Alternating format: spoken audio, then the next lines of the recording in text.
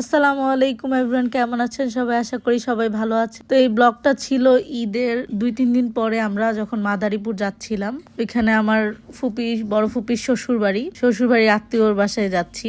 তাদের সাথে আমাদের ভালো বন্ডিং। তো এই রাস্তায় তো আমরা কখনো যাতায়াত করি নাই। এত ভালো একটা অভিজ্ঞতা, মানে অসাধারণ। থ্যাঙ্কস টু মাই ফুফাতো বোন ফুপি, যারা আমাকে আসার জন্য এত কনভিন্স করছে। ইভেন তাদের আত্মীয়, তারাও অনেক আন্তরিক ছিল আমাদের প্রতি। অনেক রাস্তা শেষ করে এখন চলে আসলাম পদ্মা সেতুর অতি নিকটে। তো এটা আমাদের জন্য একদম নতুন অভিজ্ঞতা, কারণ আমরা এই রোডে কখনোই চলাচল করি না। এই প্রথম আমি পদ্মা সেতুতে উঠেছি। পদ্মা সেতুর অনুভূতি জাস্ট আমি ভিডিওতেই দেখেছি, এখন লাইভ এটার ফিল নিলাম। খুবই দারুণ লেগেছে। এই পদ্মাতে উঠার পর দেখি পদ্মা সেতু শেষই হচ্ছে না, কারণ আমাদের তো অভিজ্ঞতা মেঘনা সেতুতে চড়ার। ওইখানে তো উঠলেই দেখি 2 মিনিট পরই সেতু শেষ, আর এখানে দেখি সেতু শেষই হচ্ছে না।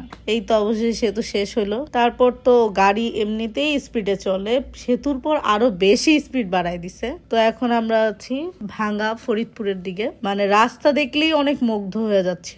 চলে আসলাম গন্তব্যে। তো বাসায় যাওয়ার আগে আমরা একটু মিষ্টি কিনে নিলাম। তারপর আমাদেরকে নিতে চলে আসলো জুবায়ের। তো ওদের বাসার লোকেশনটা খুবই বিউটিফুল জায়গায়, বাস স্ট্যান্ডের আশেপাশেই ওরা থাকে, খুবই ইজি। তারপর তো আমরা এই তো বাসায় যাচ্ছি, ও আমাদের বস্তাটা টানতেছে কষ্ট করে। তারপর এই তো আমাদের শরবত দিল। তো আমাদেরকে সকালে নাস্তা দিয়েছিল, এটার ভিডিও করতে হয়নি, ফোনে চার্জ ছিল না। তো দুপুরের খাবারটার ভিডিও করলাম। দুপুরে বিরিয়ানি করেছিল। ওদের এটাকে সৌদিয়ান ভাষা এটাকে খ্যাপসা বলে মনে হয়। যাই হোক, এটা খেতে মজা। এটাকে টমেটোর চাটনি দিয়ে খাওয়া হয়।